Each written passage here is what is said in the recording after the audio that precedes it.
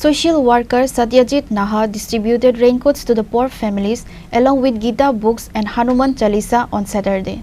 He noticed that even in the rain, people were delivering newspapers and that deeply moved him. With that in mind, he took the initiative and gave out raincoats to helpless poor families in the locality. Along with raincoats, he also handed over Gita books and Hanuman Chalisa.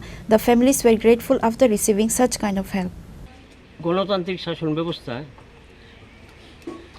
সংবিধানের চতুর্থ স্তম্ভ হলো সংবাদপত্র।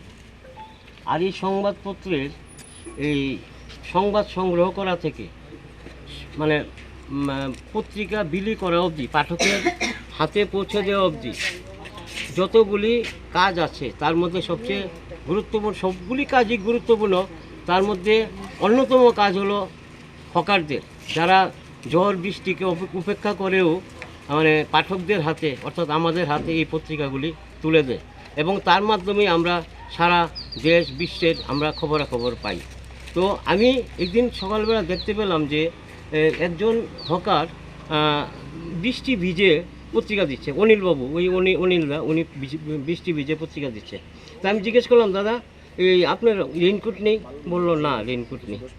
Cycle নিয়ে তো ছাতা নিয়েও পত্রিকা দেওয়া যায় না, তো উনি ভিজে দিচ্ছেন।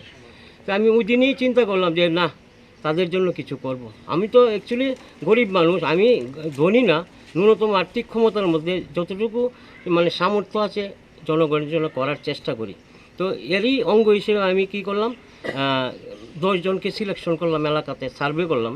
ভোরবেলা আমি মর্নিং ওয়াক করতে করতে সব হকারদের সঙ্গে কথা বলে 10 জনের নাম সিলেক্ট করে তারপর আমি চিন্তা করলাম এই 10 জনকে আমরা